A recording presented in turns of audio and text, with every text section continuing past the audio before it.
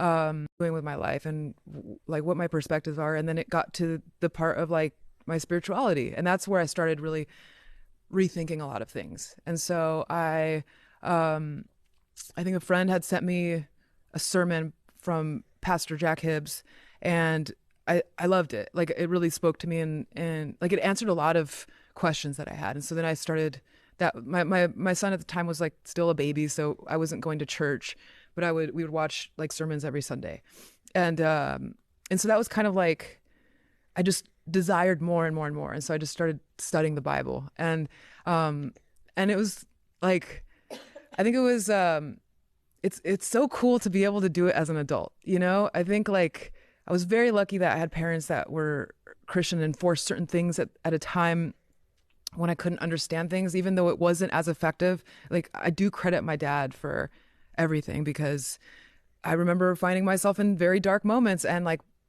intuitively I was praying. Yeah. You know, and it wasn't because my dad made me. Like it was because because he'd been waiting. That's all, you know?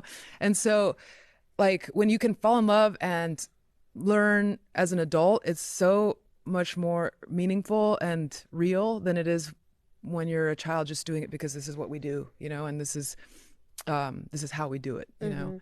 So I mean, I'm on fire for Jesus. Like I don't plan on this dimming out. Like the more and more I learn, the more and more excited I get about things, and the more at ease I am about what's happening in this world and what's happening in my marriage or in, you know, in all of it. So like, hopefully one day he can come to me and say, hey, guess what? Like I've given my heart to Jesus. That hasn't happened yet. But when you have like an entire community of people like attacking you, like, man, like you're, you know, not to say that my husband is like, you know, going to do something based on a comment on Instagram, but when it's getting amplified so much, like it turns people off, you know? And not everyone's like that, you know, like our church is amazing. Like the first day we went, you know, my husband didn't want to go. He's like, do I have to go? And I'm like, yeah, you have to go. Like, that's going to be a rule now, you know? And, you know, when we moved to Indiana, I was like, our first mission is to find our church, you know? And like, it might take us a year, it might take us a week, but we got to just try. And I had a list of Baptist churches that I wanted to explore. And the first one. Why Baptist? Sorry to interrupt you, but I'm just curious about that.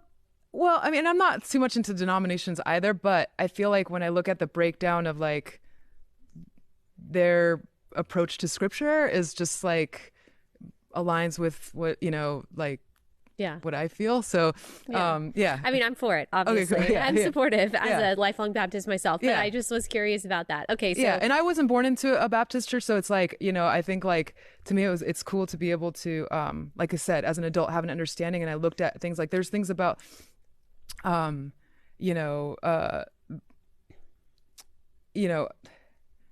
I'm seeking more traditionalism. Like I don't, like when it comes to my worship, this is just for me, is like, I want to worship. Like, I don't want to go to a concert. I don't want to, I don't like I dress, we all dress nice when we go to church. That's just our own personal thing. Like this is a sacred space. And like, like that's how I do it. And I feel like, other outlets and stuff like just didn't really align with what I'm looking for, you know? Yeah. But so I feel like God just like spit me out on the doorsteps of the most perfect church for us. And we go in there and there's, you know, it's a very small congregation. It's a lot of old people. And, my parents were always late as a kid. So I have anxiety about being late. I do not like being late.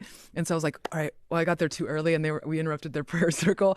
And these people just stood up and embraced us. And, they were just, they didn't really care about who people think we are, you know. They were just like, oh yeah, you're the lady that bought the house down the street and we've actually been praying for you. And like and so then I was like, okay, well, let's try this out, because it's like, you know, I want to see if what the pastor's all about, pretty much. Like I want to learn about the Bible. Like I don't want like necessarily feel good stories or, you know, like I'm here to learn. And so, and then, you know, Pastor Brian is like, that's what he's all about. So